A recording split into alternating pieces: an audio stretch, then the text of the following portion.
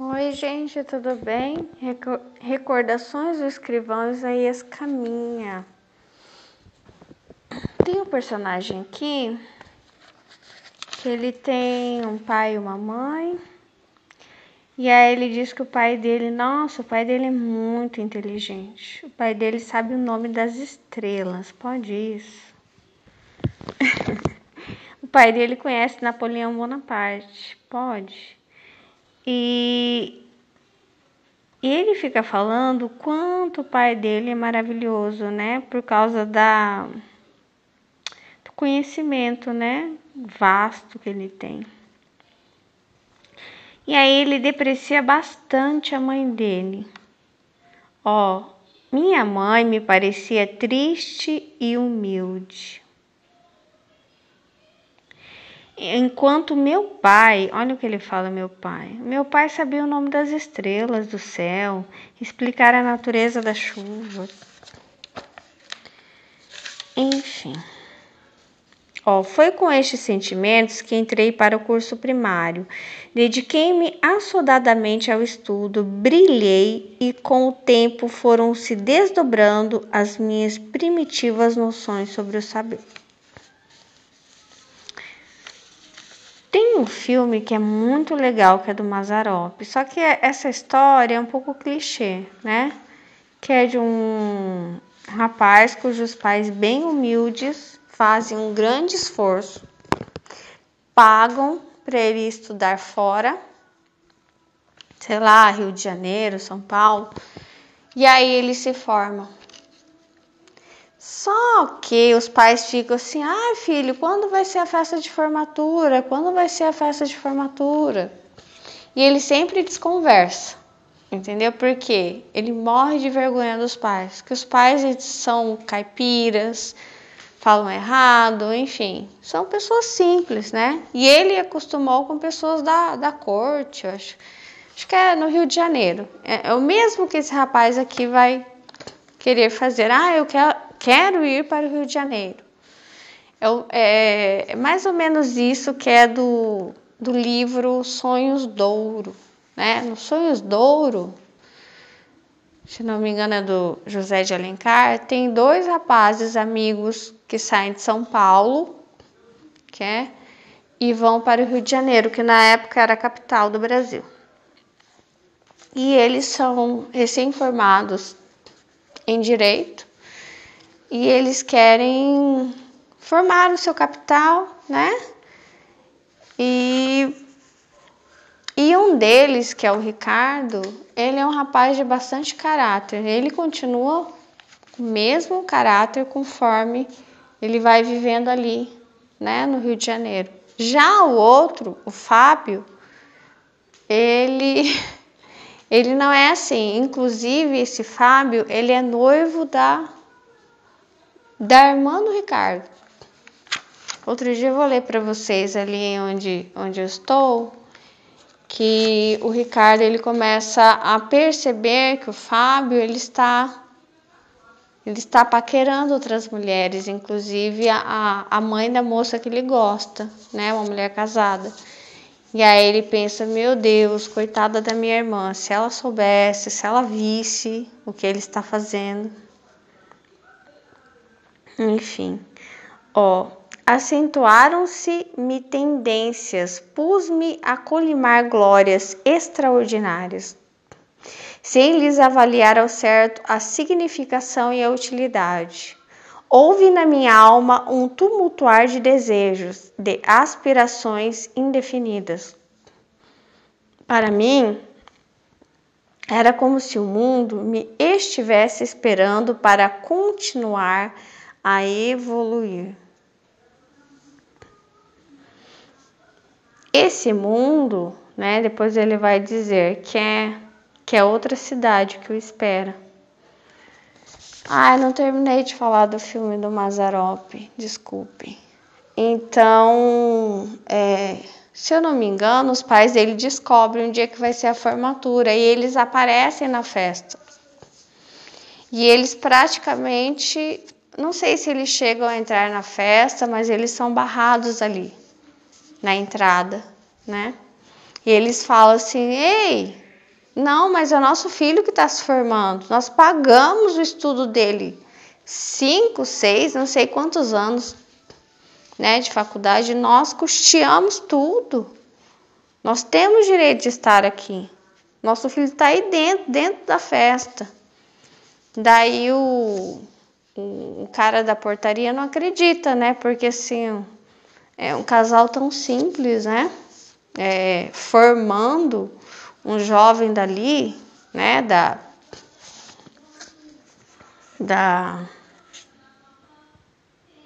Das pessoas mais ricas ali da cidade, né? É impossível, porque a faculdade que estava formando ali era muito... Não era para qualquer um, né? Aí eu não lembro se eles conseguem entrar, mas eles têm uma grande decepção com o filho. Porque eles percebem que o filho tem vergonha deles, né? Ouvi uma tentadora sibila falar-me a toda hora e a todo instante, na minha glória futura. Agia desordenadamente e sentia a incoerência dos meus atos, mas esperava que o preenchimento final do meu destino me explicasse cabalmente. Veio-me a pose, a necessidade de ser diferente. Relaxei-me no vestuário e era preciso que minha mãe me repreendesse para que eu fosse mais zeloso. Fugia aos brinquedos, evitava os grandes grupos, punha-me só com um ou dois à parte no recreio do colégio. Lá vinha um dia, porém, que brincava doidamente, apaixonadamente. Causava com isso espanto aos camaradas. O Isaías brincando, vai chover. A minha energia no estudo não diminuiu com os anos, como era de esperar. Cresceu sempre, progressivamente. A professora admirou-me e começou a simpatizar comigo. Disse para si, suspeito eu hoje, ela imaginou que lhe passava pelas mãos um gênio. Correspondi-lhe à afeição com tanta força d'alma que tive ciúmes dela, dos seus olhos azuis e dos seus cabelos castanhos, quando se casou. Tinha eu então 2 anos de escola e 12 de idade. Daí a 1 ano saí do colégio, dando-me ela, como recordação, um exemplar do Poder da Vontade, luxuosamente encadernado, com uma dedicatória afetuosa e lisonjeira.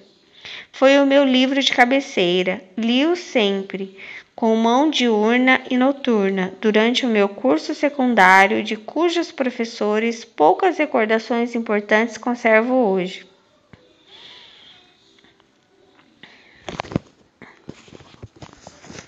Aqui o que ele diz é o seguinte, ele sempre teve tendência a ficar sozinho para poder estudar mais. Eu vejo bastante semelhança dele comigo nesse processo, né? Enfim, aqui não fala de autismo, mas eu descobri que eu sou autista. Então, sim, eu tinha essa tendência de não ficar com os grupos. Não sempre, né? Eu brinquei de roda na escola. Eu lembro que na saída da escola a gente brincava de roda e muitas coisas. Mas eu fazia constantemente isso de ficar um pouco à parte. Eu precisava, né? Enquanto que eu não via as outras crianças fazendo isso. E eu gostava muito de ler, de estudar, enfim, de saber. Até hoje gosto. Só que o problema dele é... Como eu vou dizer? Ele tem o foco do conhecimento pelo conhecimento, que é... Eu identifiquei isso em algum momento da minha vida.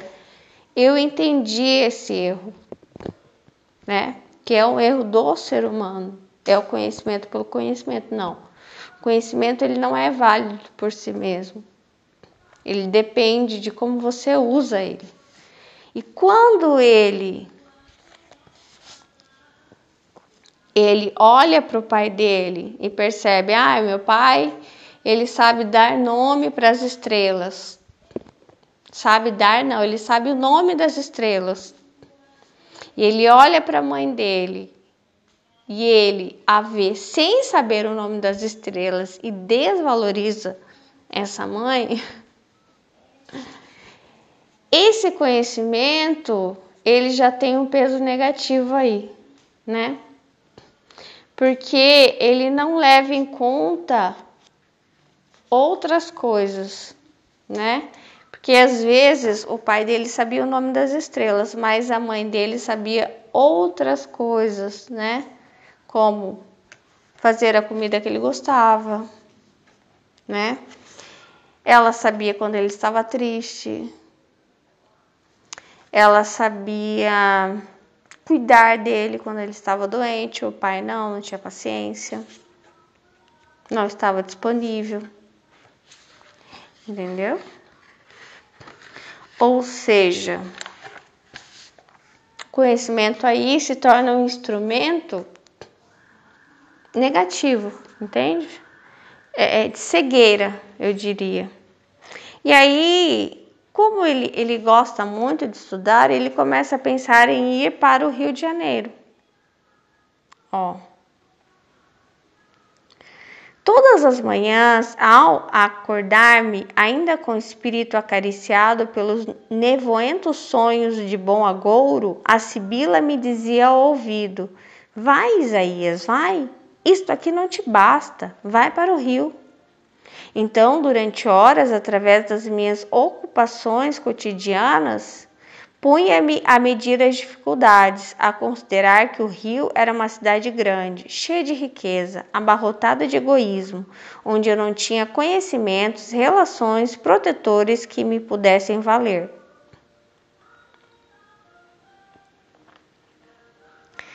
E aí, aqui ele vai procurar alguém que o aconselhe, porque ele tem medo. Ó, como é que eu vou para um lugar e não conheço ninguém? No domingo de manhã disse de um só jato à minha mãe: amanhã, mamãe, vou para o Rio. Veja lá o que vai fazer, rapaz. Acho que você deve aconselhar-se com o Valentim. Mas olha, Isaías, você é muito criança, não tem prática. O Valentim conhece mais a vida do que você, tanto mais que já esteve no Rio. E aí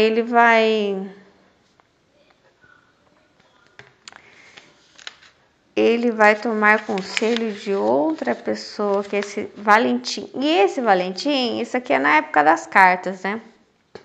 Vai escrever para alguém, porque o Isaías é filho de pessoas pobres, né? E vai dizer assim: olha, o Isaías, ele vai para o Rio, ele quer estudar.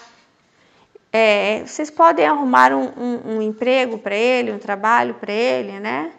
Para que ele possa sobreviver aí no Rio e continuar os estudos. E assim vai ser feito. Engraçado que ele fala dessa Sibila, como se fosse uma voz que falasse com ele, né? E Sibila me lembra sibilar, que se eu não me engano é o barulho que faz a cobra. Eu até vou olhar aqui com vocês no dicionário. Sibilar. Ah, não, é assobiar, silvar. Sibila. Ah, profetiza entre os antigos. E sibilar é assobiar, silvar. Eu não sei porque isso me lembra o barulho da cobra. Sabe, tem uma cobra que ela faz aquele barulhinho? Eu acho que é a naja. É como se fosse... Não que seja um mau conselho, né? Mudar de vida, ir para novos lugares. Não é em si um mau conselho, depende da intenção, né?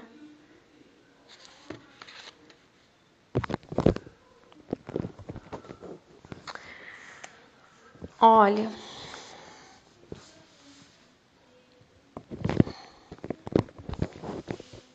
eu vejo o seguinte, essa questão do conhecimento é bem forte para mim, né? E há uma grande distorção em relação a isso. O conhecimento, ele parece que ele é sempre ouro, ele é sempre uma riqueza, né? E não é assim o tempo inteiro. Então, o conhecimento, ele é realmente uma faca de dois gumes, né? Ele pode fazer o bem, ele pode fazer o mal. A gente sempre olha, assim como esse Isaías, aquele que tem mais conhecimento, sabe o nome das estrelas, sabe o nome dos grandes heróis, ele é melhor, ele é feliz, ele é forte, ele é isso, ele é melhor. E o outro que não tem o conhecimento, que não sabe o nome das estrelas, o nome dos heróis, ele é inferior, ele é fraco, ele é triste. Não há essa regra. Não é assim. Entendeu? Inclusive, o pecado original se chama conhecimento do bem e do mal. Então, a palavra começa com conhecimento. Eu conheço o bem e o mal e eu manipulo ambos. Então, eu comecei a ver o conhecimento como o seguinte, é um instrumento. Depende nas mãos de quem vai cair isso. Eu não sei se vocês lembram, Deus está me mostrando o desenho do Aladim. O Aladim pega a lâmpada, né? Ele faz os desejos dele. Imagina que essa lâmpada é o conhecimento, né? E aí o gênio, esse grande conhecimento, ele vai realizar os seus desejos. O conhecimento vai realizar os seus desejos. Quando a lâmpada cai na mão do vilão da história, o chanceler, né? Aquele bruxo, aquele mago, aí as coisas ficam bem difíceis ali na história. Por quê? Porque ele usa o gênio para fazer coisas ruins. Então, o conhecimento depende nas mãos de quem cai, entendeu? E o conhecimento, ele também é criado, né? As leis são criadas, as teorias são criadas, e elas podem ter um teor bem justo, bem negativo. Quer ver? Quando a gente tem ali aquela mulher adúltera para ser apedrejada e Jesus aparece, nós temos o exemplo de um conhecimento a ser aplicado ali, né? E quando Jesus aparece, ele ignora aquele conhecimento e ele aplica algo que hoje eu entendi como falha no sistema, que é o amor. Então, o ser humano apresenta o conhecimento teórico, né? Que era da lei de Moisés, né? Da lei mosaica. E Jesus, ele ignora. Não só porque ele ama aquela mulher e o amor dele é imensurável por ela para perdoar o pecado dela, mas também o seguinte, porque ele sabe que aquela lei é injusta, entendeu? Porque há processos injustos dentro da lei de Moisés, né? Então ele sabe que há um processo, por exemplo, de tipo teste de fidelidade. Não sei se você já assistiu esse programa, eu lembro que eu assisti às vezes, que há um programa ali de teste de fidelidade no Velho Testamento, e Jesus sabe disso, que é só para punir mulheres. Não há o mesmo teste para os homens. Então, tanto o amor dele é imensurável por ela, quanto ele sabe que o processo dela e o processo para todas as mulheres era sempre mais pesado para elas, era sempre mais injusto. E não só isso, eu comecei a perceber o seguinte. Quando eu me desliguei um pouco dessa noção, dessa afirmação de que o conhecimento é sempre positivo, que ele é o ouro, né? Eu comecei a perceber as outras espécies, né? Eu comecei a perceber o valor da vida. E o valor da vida não está coligado com o conhecimento.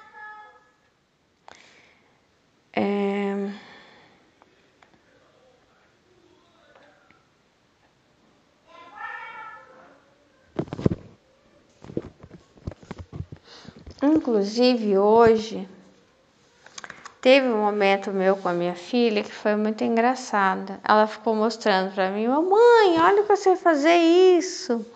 Sabe? E ela fazia tão engraçado, umas piruetas, umas coisas, e eu comecei a cair na gargalhada, sabe?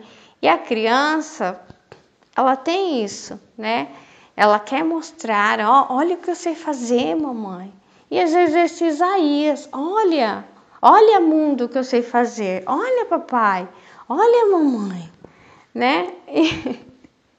E às vezes ela fazia de modo meio desengonçado, mas tão bonitinho assim, que eu ficava, nossa filha. E ela falava assim, não, deixa eu fazer mais um pouco para você ver. E eu fiquei olhando para ela e rindo e pensando assim, será que ela acha, sério, que eu vou amá-la mais se ela souber fazer essas coisas? O meu amor por ela não muda. E todas as coisas que a criança faz sempre vai parecer engraçado para você. Então é como se, imagina Deus que sabe todas as coisas.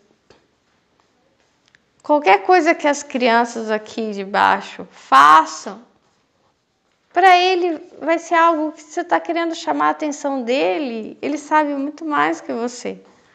Né? Imagina minha filha fazendo essas sei lá, essas piruetas, as coisas que ela estava fazendo, dando saltos, e pegar uma ginasta profissional. A ginasta vai rir mais do que eu, né? Vai falar assim, que gracinha. Imagina que ela, não, mas eu estou fazendo sério, né? É a mesma coisa Deus olhando para nós. Muitas vezes a gente se achando os doutores, né? Os experts, e humilhando os outros, né? Que a gente acha que não tem conhecimento. Não, mas olha, papai, o que eu sei fazer. Qualquer coisa que a gente faça, não vai fazer com que Deus nos ame mais. Entendeu? Eu acho até, eu tenho certeza disso, que o que faz com que Deus, não que Ele nos ame mais, que Ele fique mais feliz em relação a nós, é como a gente trata o nosso irmão, que foi o que Jesus falou. Você me ama, Pedro? Então apacente as minhas ovelhas, né? Entendeu? Porque se Jesus veio para cá para lavar os pés dos discípulos e para servir, que dirá nós, né? Então, o problema do Isaías, ele sair da cidade dele e ir para o Rio de Janeiro, não é dele buscar algo melhor, dele querer estudar mais. Eu sei que ele é um rapaz pobre, né? Tudo bem ele não querer ser mais pobre, ele querer até enriquecer. O problema é ele sair da cidade dele desvalorizando a mãe dele, entendeu? Se fazendo de cego para as qualidades dela.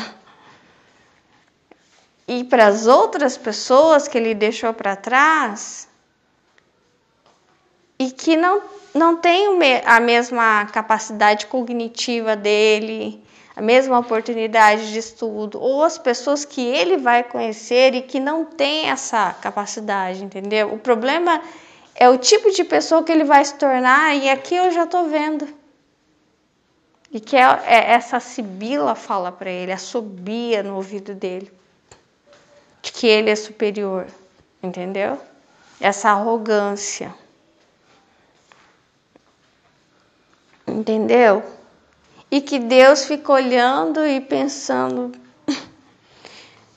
nossa, ele pensa que ele está fazendo uma grande manobra, né? Uma grande, né, performance, uma grande... Enfim. E muitas vezes as pessoas se passam por ridículas, sabia? Mesmo com títulos. Porque é o que Deus acha de nós. Que nós somos ridículos, entendeu? Humilhando os outros, sendo que nós não sabemos nada. Deus é que sabe tudo. Então, é isso.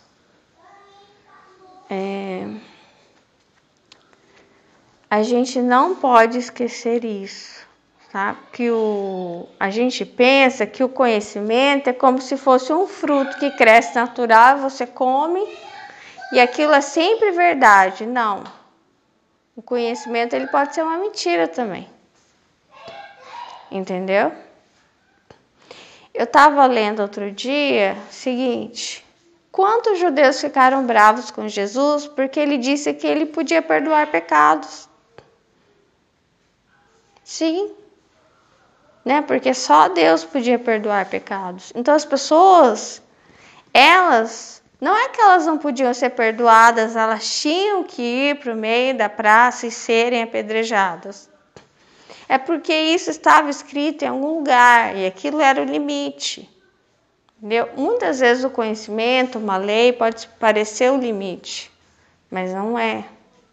Conhecimento não é um fruto que cresce natural, como uma maçã, uma verdade que você come. Não é assim. Conhecimento, ele é algo artificial criado pelo ser humano. Você pode escolher qual parte você quer engolir ou não. Qual parte você quer acreditar ou não, entendeu? E muitos conhecimentos, eles vão ser criados contra a vida, contra a natureza. E aí eles devem ser rejeitados. Porque a vida, ela é sempre mais importante do que qualquer conhecimento.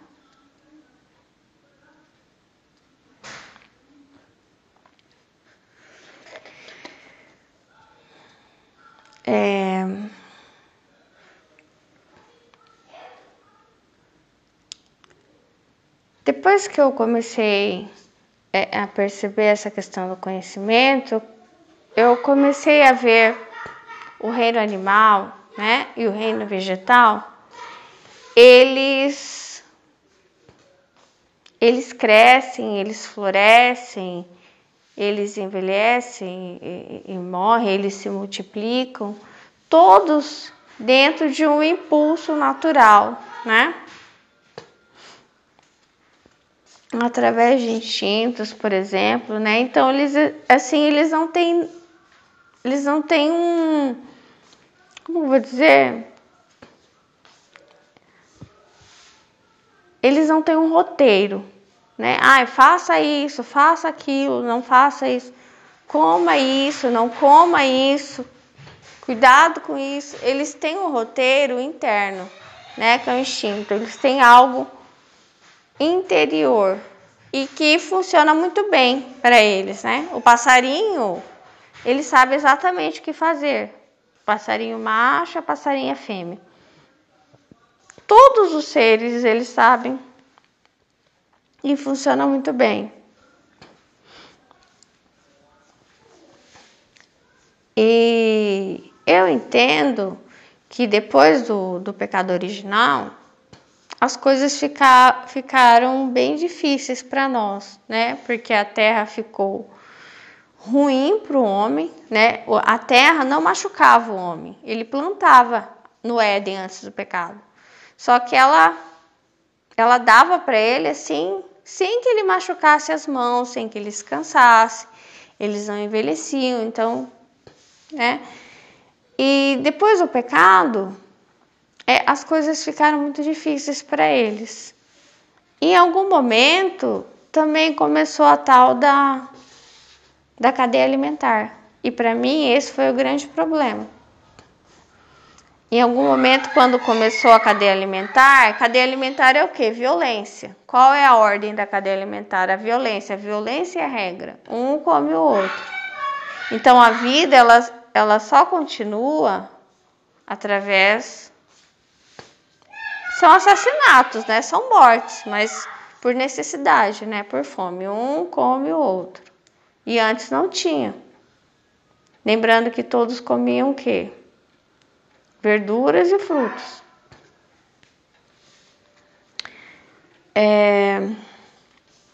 Então, eu entendo que o ser humano, ele era uma presa. Eu já falei sobre isso, né? Nós não temos garras, nós não temos caninos suficientes, nós não somos feras. E o ser humano, ele começou a se apartar, ele descobriu fogo, ele começou a produzir objetos, ele não queria ser comido, ele queria preservar a ele, a espécie dele, a família dele, é claro, óbvio isso, né? Tipo assim, eu criei um grande mal, eu criei a violência, e para lidar com ela eu preciso o quê? Criar a minha própria violência, né, para me proteger. Então eu crio a violência e para combater a violência eu sou o violento. E aí ele foi se tornando bom nos instrumentos. Ele se escondia na caverna, e aí ele foi melhorando, né? Ele foi criando a escrita, as cidades, né? Só que ele passou também a ser violento com os dele, né? Não só violento com os animais, mas também violento com os outros homens. Aí começam as disputas. Assim, eu pensei em tudo isso, né? E aí ele começou a criar os animais, né? E aí só que em algum ponto ele já não comia por necessidade como as outras feras, né? Ele começou a engordar, né? Porque ele ficava na cidade, ele era sedentário. Ele não andava mais muitos quilômetros como antes. Não tinha tanta dificuldade porque ele cria os animais estão ali perto dele. E esses animais, olha, eu tô até passando um pouco, desculpa, do assunto. Esses animais, eles gostam desse homem. Até tenho visto isso. Esses animais que eu vejo em volta de uma cerca, eles não gostam do ser humano. Eles têm medo. E quando você tem medo de alguém, você finge. Você finge que gosta. Porque você teme levar um castigo. Até outro dia eu disse para vocês que o amor ele só acontece em terreno livre. Não acontece, né, na subjugação. Então esses animais não, por exemplo, a ovelha não ama o pastor. Não vejo. A ovelha, ela teme o pastor. Então, toda a demonstração de afeto que ela possa ter por aquele que cria ela, não é de amor, é de medo, porque ela teme. né? Ela tem medo, então ela desenvolve uma espécie de amor passional, alguma coisa que não é saudável, né? Porque ela já sabe o fim dela, que é a morte. É claro que isso eu não estou falando de Jesus, que Jesus é aquele que não nos leva à morte, nos leva à vida. E aí, para mim, é assim, quando eu desligo da ideia de que o conhecimento é sempre ouro, eu passo a valorizar a vida, as outras espécies, eu entendo a nossa queda, né?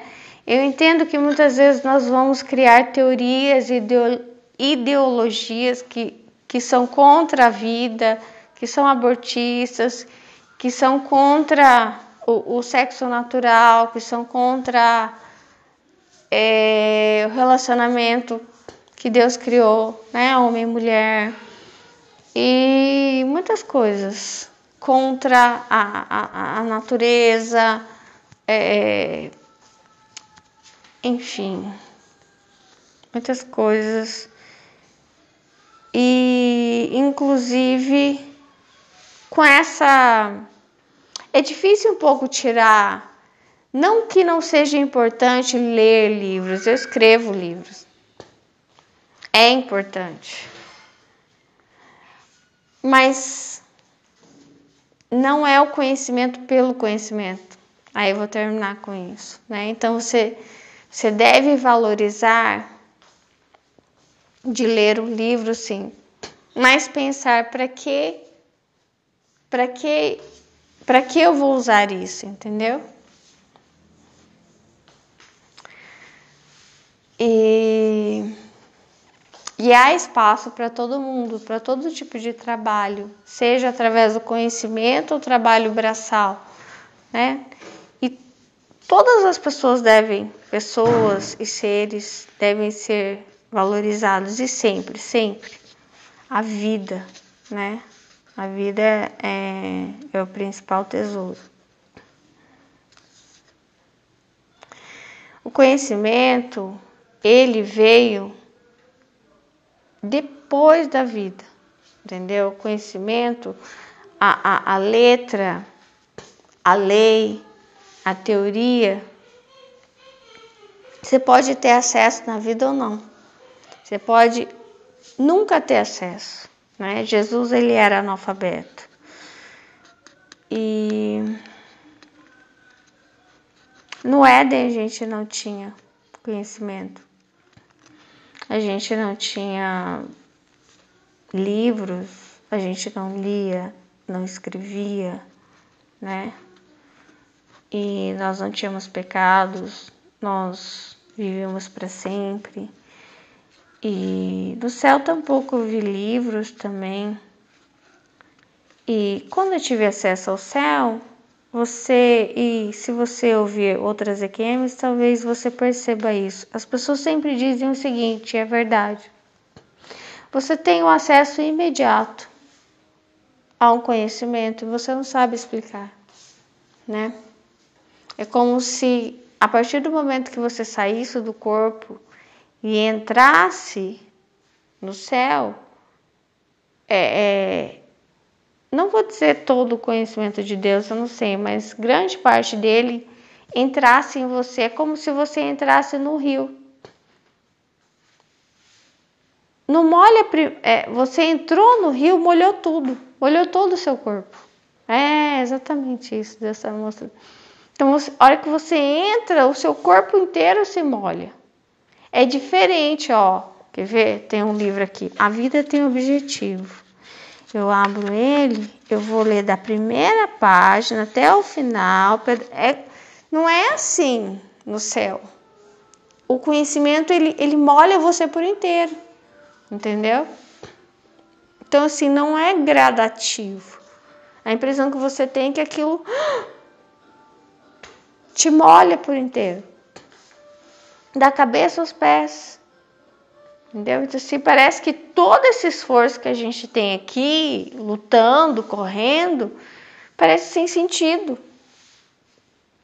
Entendeu? como diz lá em Eclesiastes, correr atrás do vento. No final, o que a gente vai descobrir é o seguinte: o quanto a gente amou as pessoas. Você me ama, Pedro? Então apacente minhas ovelhas. Você me ama, Pedro? Então apacente minhas ovelhas. Porque não é sobre conhecimento. Não é mesmo. Essa não é a resposta.